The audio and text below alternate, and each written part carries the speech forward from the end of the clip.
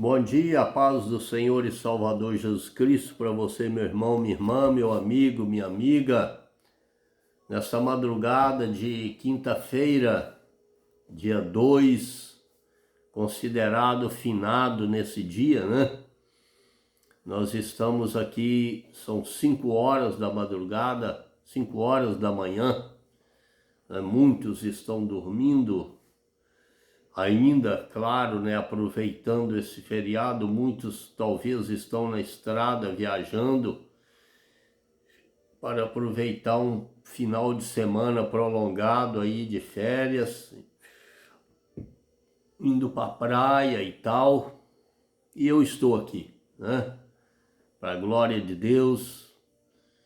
Levantei às 4 da manhã, fui orar um pouco, pedi a Deus pelos enlutados, pedir a Deus pelos que estão vivos, não é? E quero compartilhar contigo nesta manhã um pouco da palavra de Deus, algo que Deus trouxe ao meu coração, né? Não sei se essa palavra a qual eu vou compartilhar contigo vai te fazer feliz, ou se vai te fazer triste, ou se você vai ficar chateado, mas eu quero compartilhar contigo um texto da palavra de Deus que me trouxe muita atenção, me chama muita atenção a respeito de um assunto muito importante, né, principalmente nos dias de hoje.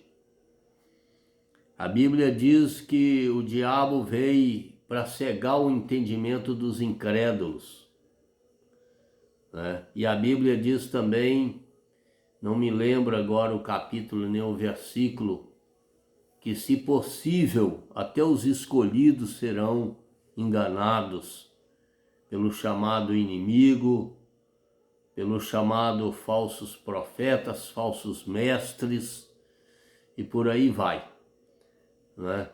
Você que lê Bíblia, busca na tua mente a sua curiosidade e procura esses textos bíblicos. Mais para frente eu posso até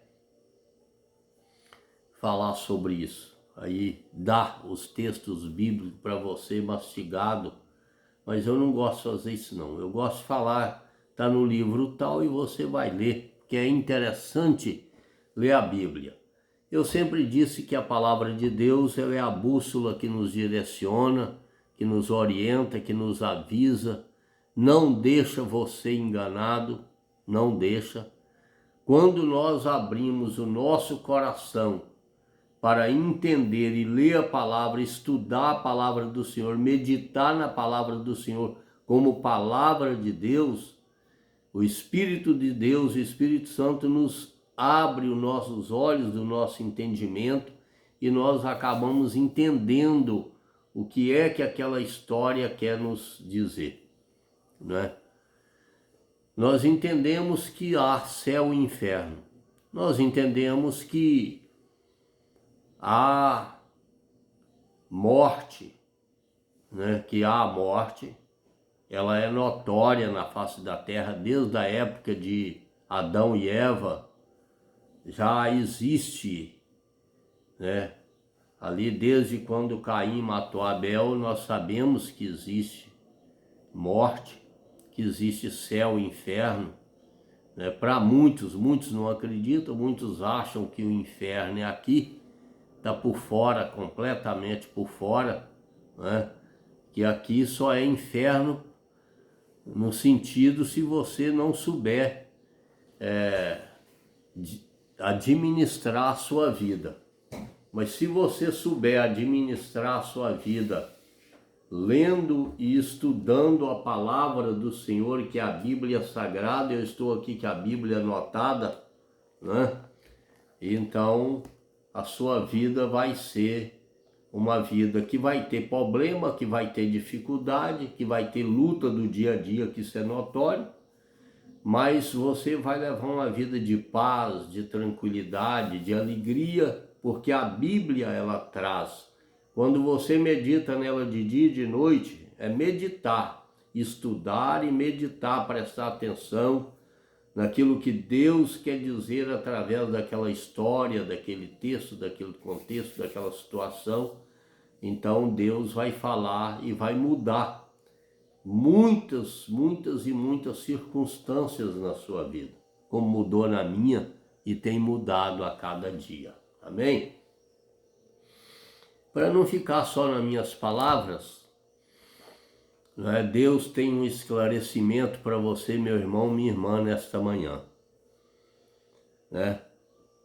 Nós entendemos que esse dia de finados, eu não vou aqui contar a história sobre a esse respeito, mas nós entendemos, e pela história no século XI, né, foi que a Igreja Católica colocou à exposição esse feriado, decretou, o catolicismo decretou esse chamado finado, né? E existe muita história a respeito de finado, desse assunto, né? Muito. Não é que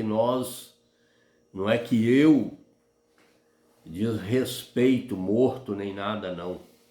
Jamais eu faria isso, né? Meu pai é falecido e cada um tem as suas práticas, cada um tem os seus meios da sua religiosidade, né? Às vezes eu não vou poder expressar porque eu não sou nenhum teólogo, mas Deus, pela misericórdia dele, tem me dado sabedoria para falar e que ele me dê sabedoria para falar sobre esse assunto, um pouco desse assunto. A Bíblia aqui no livro de 2 Samuel, capítulo 12, eu não vou falar aqui sobre essa história do capítulo 12, que foi uma história entre Davi e Betseba. Mas entre aquela situação, a mulher ficou grávida e nasceu uma criança. E no versículo 16 do capítulo 12 de 2 Samuel, você pode abrir a sua Bíblia e ler, acompanhar, até ler essa história para você entender melhor. É bom você fazer isso, né? Eu tenho certeza que você espírita, você tem uma Bíblia, você católico, você tem uma Bíblia, porque é a mesma Bíblia aqui, com alguma diferença de alguns poucos livros que foram acrescentados na época lá. Mas você, macumbeiro, certamente deve ter uma Bíblia, você juiz, você advogado deve ter uma Bíblia. Se não tem, procura comprar, porque dentro da Bíblia estão leis, ais e outras coisas, muito, a bússola, é a orientação da palavra de Deus. Então no versículo 16 fala assim: buscou Davi a Deus pela criança, jejuou Davi, vindo passou a noite prostrado em terra.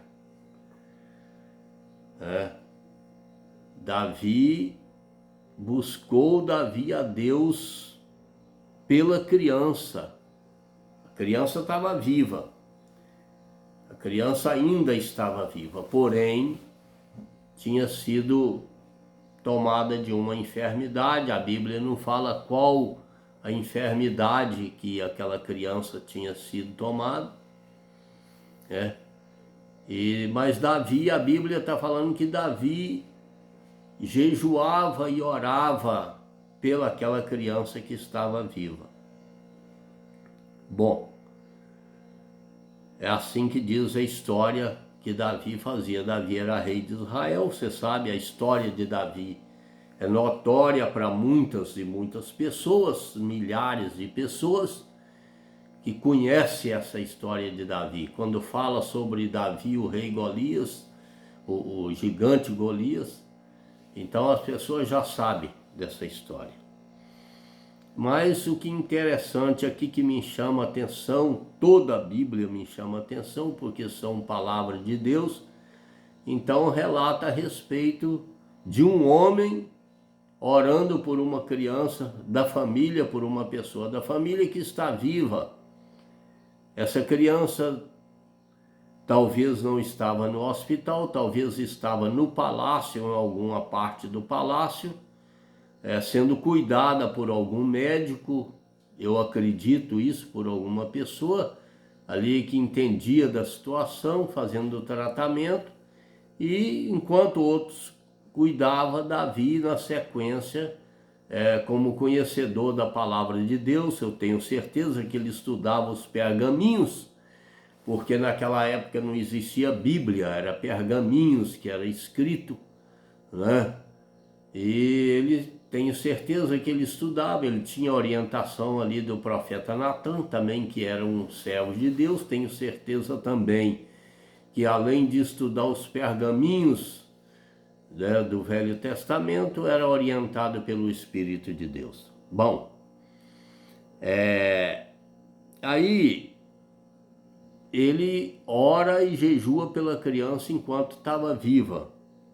Aí lá no versículo 20, para não ficar muito extenso, diz assim a palavra do Senhor: Então Davi se levantou da terra, lavou-se, ungiu-se, mudou de vestes, entrou na casa do Senhor e adorou. Depois veio para sua casa e pediu pão, puseram-no diante dele e ele comeu.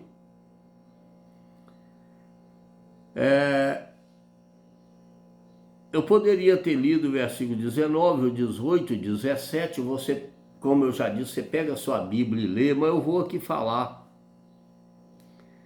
Então, enquanto a criança estava viva, Davi estava orando e jejuando.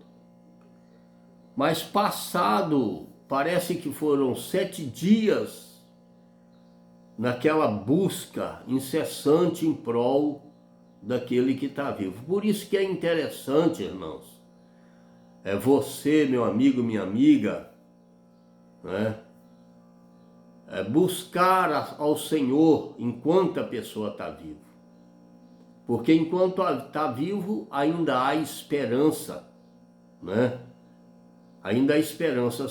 Por mais que a pessoa esteja no pior estágio da sua situação dentro de um hospital, dentro de um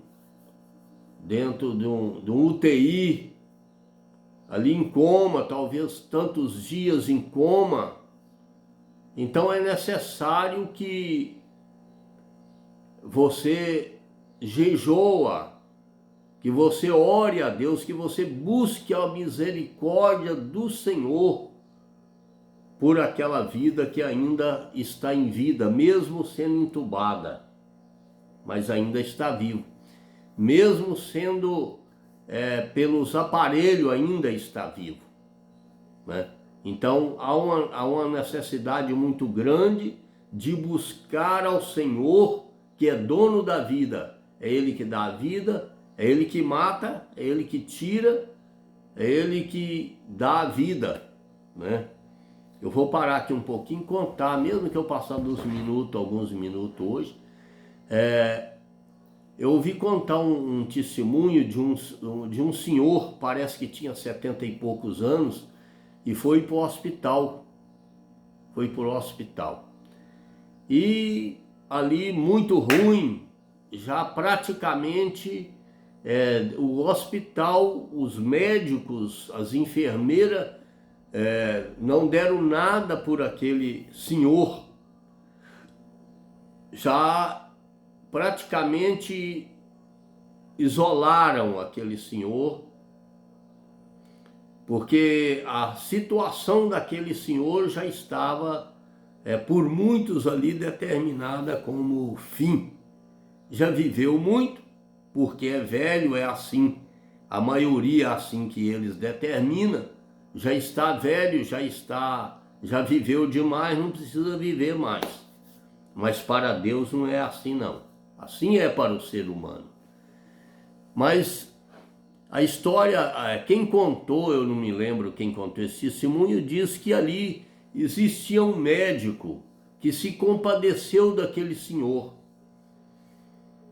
e foi lá e escreveu um bilhete e colocou ali perto daqueles aparelhos de intubação para que toda pessoa que chegasse ali, chegasse no ouvido daquele homem que estava intubado, orar, recitar aquele versículo que ainda havia esperança para aquele homem, que Jesus, o Senhor, nosso Deus, é aquele que ressuscita. E por ali, toda pessoa que chegava para visitar aquele homem orava.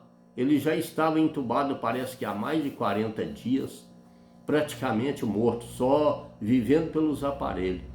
E aquele homem ressuscitou. Aquele homem voltou à vida através da oração de muitos intercedendo e lendo o versículo bíblico, né? Eu acredito que talvez era até aquele João 11, quando Jesus ressuscitou Lázaro. E aí, aquele homem ressuscitou.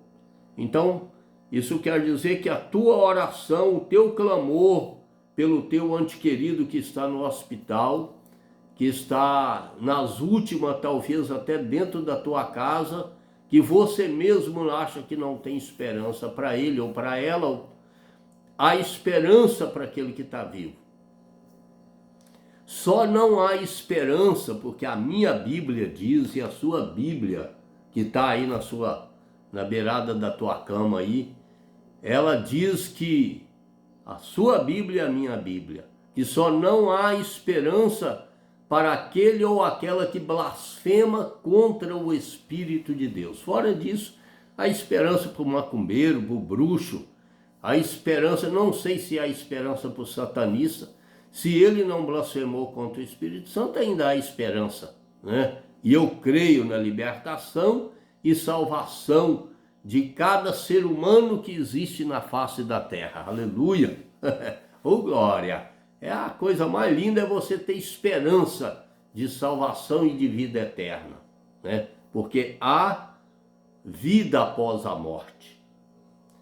Aquele que aceitou Jesus Cristo como Senhor e Salvador, como diz em Romanos capítulo 9, parece que versículo 10, diz que se você confessar com a tua boca, falar que Jesus Cristo é o Senhor, que ele ressuscitou do terceiro dia, é filho do Deus Altíssimo, e mais alguma coisa aí você lê, que é importante você ler, para você ver se eu estou falando a verdade, e aí, né, você está no caminho certo da salvação, né?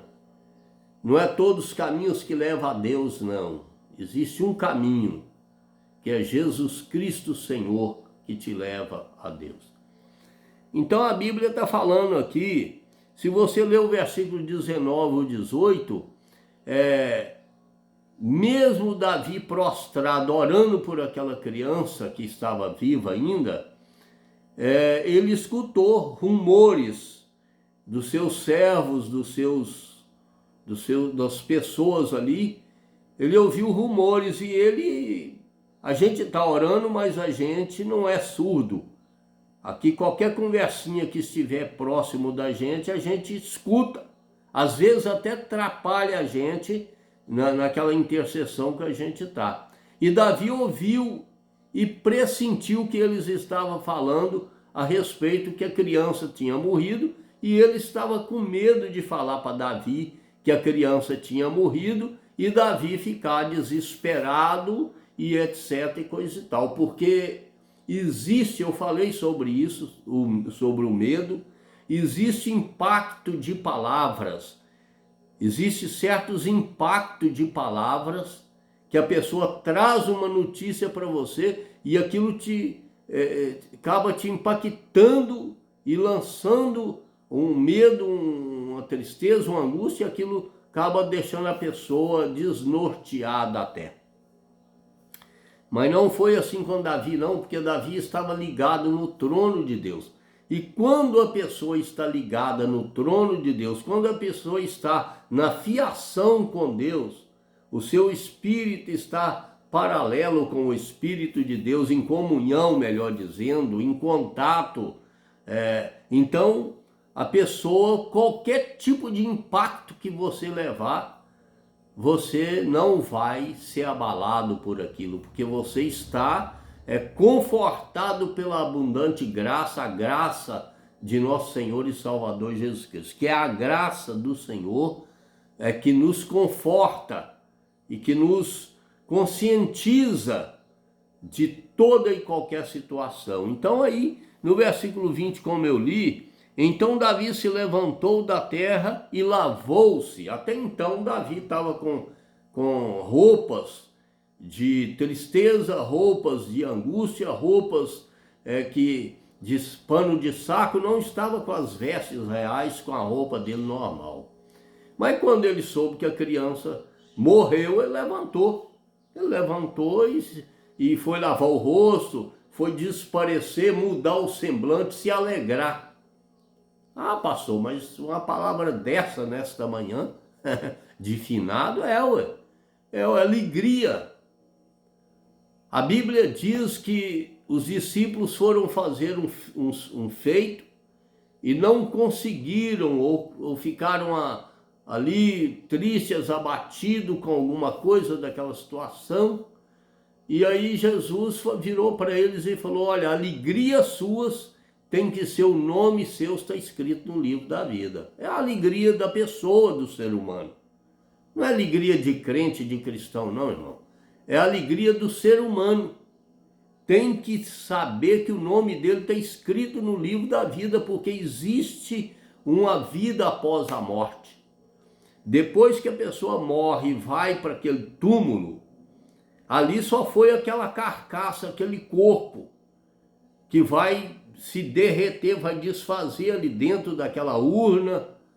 Mas assim que ele morreu, o espírito, a alma dele saiu de dentro do corpo dele e vai para um lugar chamado paraíso, que vai no julgamento final, é que Deus vai fazer ali a separação. É bem assim. Uma hora eu posso explicar isso melhor. Então Davi se alegrou. Mas se alegrar com a pessoa que morreu? Meu amigo, minha amiga, morreu. A pessoa morreu. Ele desligou da sua família. Ele desligou de você. Ele desligou desse mundo de tortura, de tristeza, de angústia, de matança, de pai contra filho, filho contra pai, mãe matando filho, filho matando mãe, e é por aí afora. A pessoa desligou. A pessoa partiu para uma outra vida. Agora, por que Davi se alegrou? Davi se alegrou porque ele sabia que enquanto estava vivo, ele ia fazer sacrifício por aquela pessoa que estava viva. O que eu quero dizer com isso? Que não adianta você fazer sacrifício pela pessoa que morreu, meu amigo. Morreu, morreu. Né? Morreu, morreu. Há uma consideração? É lógico que há uma consideração, e muito grande, pela família enlutada, que conviveu talvez a vida toda com aquela pessoa e amanhã ou depois perde. Eu perdi meu pai tem 20 e poucos anos. Chorei? É claro que chorei. Ainda mais que eu estava nos Estados Unidos na época e meu pai estava aqui em Governador Valadares, e eu fiquei muito triste de não poder ver, né, o enterro do meu pai sendo levado ali, aquele corpo, né? Mas contente e alegre, porque eu fiquei sabendo que ele, uns dias antes, ele voltou aí para a igreja buscar um local para adorar e servir a Deus, e certamente ele se arrependeu dos seus pecados do passado, de coisa, porque se há arrependimento, há salvação de alma, de vida. Então eu tenho que se alegrar porque a pessoa morreu? É claro. É claro que você, no natural do ser humano, você vai ficar triste. Você vai ficar abatido porque perdeu um ente querido. Você não vai ter mais convivência com aquela pessoa. Você não vai ter aquele afeto que você tinha com a pessoa. E isso, é claro que houve lembrança de muitos anos ou de poucos anos, né? Meu pai viveu até 72 anos, não é? Eu tive um irmão que eu peguei ele na beira do Rio Doce, morreu afogado, de 12 anos de idade. Um adolescente que perdeu a vida, né, na adolescência. Eu fiquei triste, é claro, fiquei triste, chorei, né? Mas por outro lado, né, Deus, o Espírito de Deus confortou meu coração, porque eu sabia que ele tinha ido morar num céu de glória, irmãos.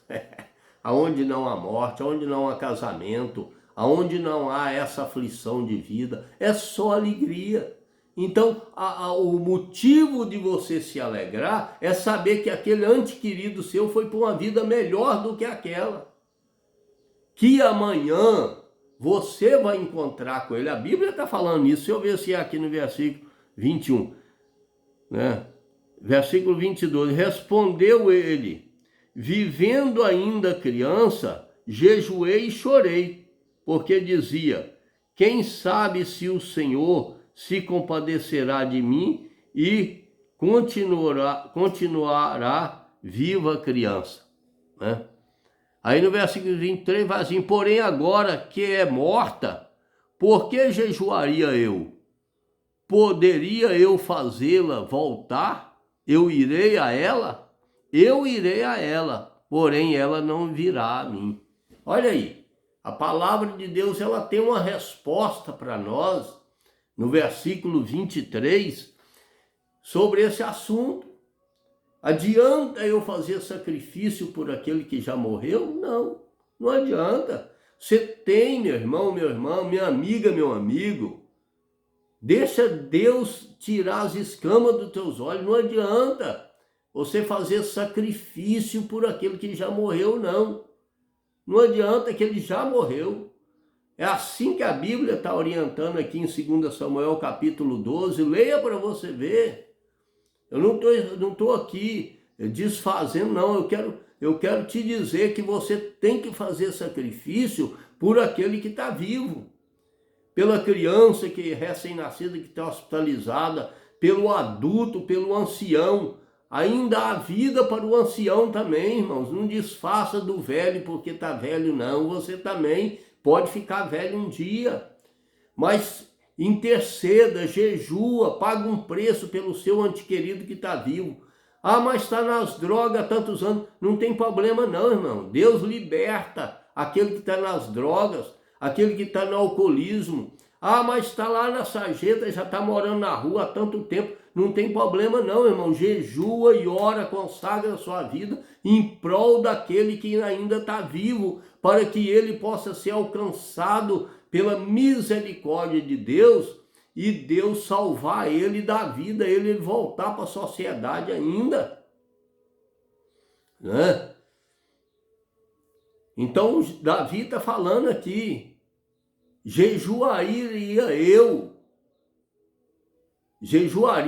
fazia sacrifício eu por aquele que já morreu? Não, ele já morreu, eu não vou mais fazer sacrifício por ele, né?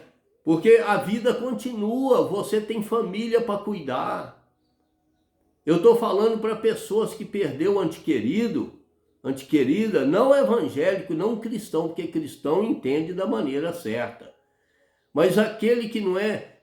Ontem mesmo eu estava assistindo um filme da pessoa que matou, da pessoa que o filho dela morreu e ela foi procurar refúgio em pegar uma arma e vingar a morte do filho. Aí uma outra senhora virou para ela e falou: não, a minha esperança eu encontrei aqui na Bíblia. Por quê? Porque não adianta vingança, meu irmão. Não adianta nada. Nós temos que interceder para que Deus, ele usa de misericórdia enquanto a pessoa está viva. Não é? Não adianta você entrar em depressão, não adianta você ficar encostada nos cantos, deixar de viver. Há outras pessoas que dependem de você, meu irmão, minha irmã. Não é? Há outras pessoas que dependem de você. Procura pagar um preço por aquele que ainda está vivo. Aquele que morreu partiu. Volto a dizer, vai te deixar triste, vai te deixar contrariado pelo tempo que você passou junto com aquela pessoa? É claro que vai.